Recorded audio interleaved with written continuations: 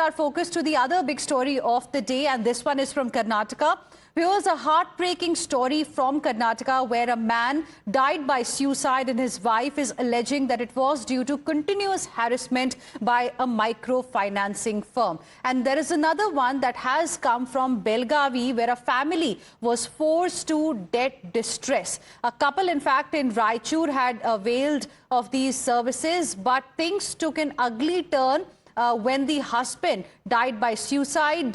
He claimed his own life. The wife, whose name is Parvati, is now seeking justice for her late husband and alleges that he died because of continuous harassment from these microfinance companies. Parvati has penned a letter addressed to the to Karnataka's Home Minister G. Parameshwara along with her Mangal Sutra in an effort to seek justice for her late husband. She alleges that it is the harassment by these microfinance companies that drove her husband to take such a drastic step. Parvati met with the SP of Raichur and submitted a memorandum, and a probe is currently underway by the cops to find the exact reason. And then there is one more instance that we have got, another incident that has come to light of a family in Belgavi that was forced to move to the streets, was pushed to debt by the microfinancing firm. The family had taken a loan of 8 lakh rupees from Equitas Small Finance Bank.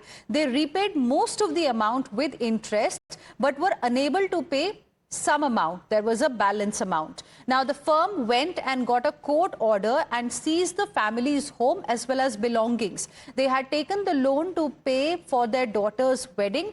Now Karnataka Chief Minister Siddaramaiah chaired a meeting earlier today where the main point was microfinance companies. He stated that there will be new laws that will be put in place to protect the borrowers, and any kind of harassment will be met with strict legal action. He also said that forced loan recoveries through intimidation will be dealt with in a strict manner, and those violating RBI guidelines will also see some criminal action. Listen in.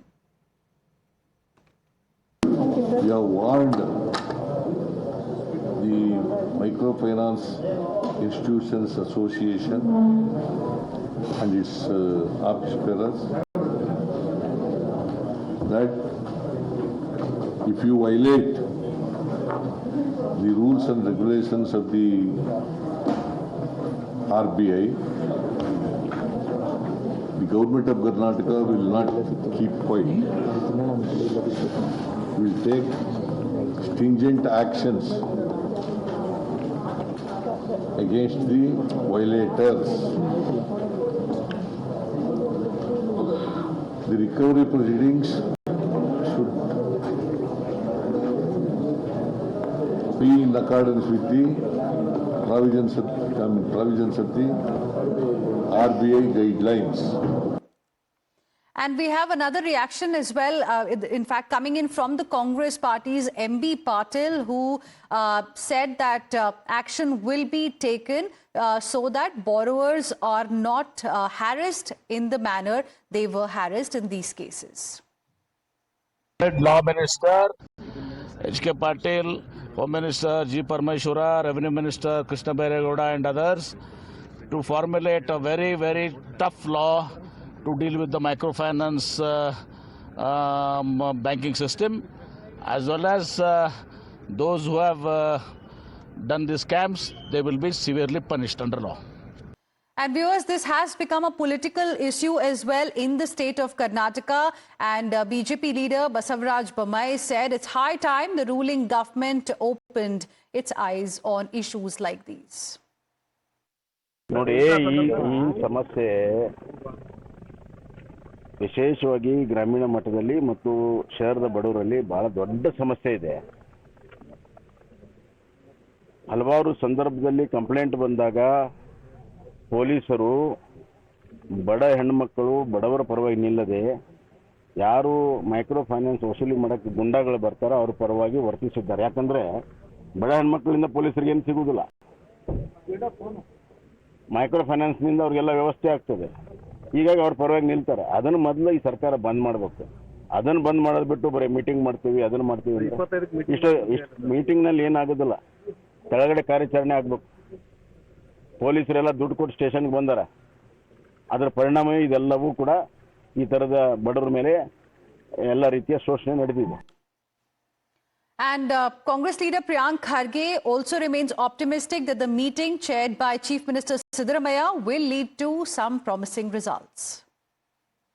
Well, these microfinance companies are running amok in rural areas and in tier 2 towns, and the government is decided to put a check on these kind of institutions because they don't operate in regular banking financials parameters or within that wireframe, and there is a strong need for the government to intervene, and quite naturally the people, because of higher return of interest for their money, they get into these things, or even for small loans they are lured into this trap. And in fact, we are now getting a reaction from JDS as well. Here's what HD Kumaraswamy had to say. ಸರ್ಕಾರ ನೋಡ್ಬೇಕಲ್ವಾ, ಜಿಲ್ಲಾ ಉಸ್ತುವಾರಿ ಸಚಿವರು ನೋಡ್ಬೇಕಲ್ವಾ, MLAಗಳು ನೋಡ್ಬೇಕಲ್ವಾ. ಇವತ್ತು ರಾಮನಗರ ಜಿಲ್ಲೆ ಒಂದೇ ಅಲ್ಲ, ಇಡೀ ರಾಜ್ಯದ ಪ್ರತಿ ಭಾಗದಲ್ಲೂ ಮೈಕ್ರೋ ಫೈನಾನ್ಸ್ನ ಹಾವಳಿ ಯಾವ ಮಟ್ಟಕ್ಕೆ ಬಂದಿದೆ. ಈಗ ಅದೆಂಥದ್ದು ಗ್ಯಾರಂಟಿ 2,000 ರೂಪಾಯಿ ದುಡದಂತೆ ನಡೆದು ಕೊಡ್ತಾವ್ರಲ್ಲ, ಅದು ಕೊಟ್ಟ ಮೇಲೆ ಮತ್ತೆ ಯಾತಕ್ಕೆ ಮೈಕ್ರೋ ಫೈನಾನ್ಸಲ್ಲಿ ಸಾಲ ಮಾಡ್ತಾ ಇದ್ದಾರೆ ಜನ. ನಾನು 18ರ ಮುಖ್ಯಮಂತ್ರಿ ಆದಾಗ ಯಾವ ಒಂದು ಬಡವರು ಪ್ರೈವೇಟ್ನ ಸಾಲ ತಗೊಂಡಿರ್ತಕ್ಕಂಥದ್ದಕ್ಕೆ ಒಂದು ಬಾರಿ ಋಣಮುಕ್ತರನ್ನು ಮಾಡಬೇಕು ಅಂತ ಹೇಳಿ ಒಂದು ಕಾನೂನು ತಂದೆ, ಬಿಲ್ ಪಾಸ್ ಮಾಡೋದು. ಏನಾಯ್ತಾ ಬಿಲ್ಲು? ಆ ಬಡವರ ಬಗ್ಗೆ ಚಿಂತೆ ಮಾಡಿದ್ರ? Let's now go across to my colleague Neha joining us on the broadcast for more on this. Neha, the way two cases have emerged from Karnataka, they clearly show that how the harassment from microfinance companies, is a thing that needs attention at this point in time. One person died by suicide. The wife is now seeking justice for her late husband. And in the other case, the family was literally, pushed to the streets.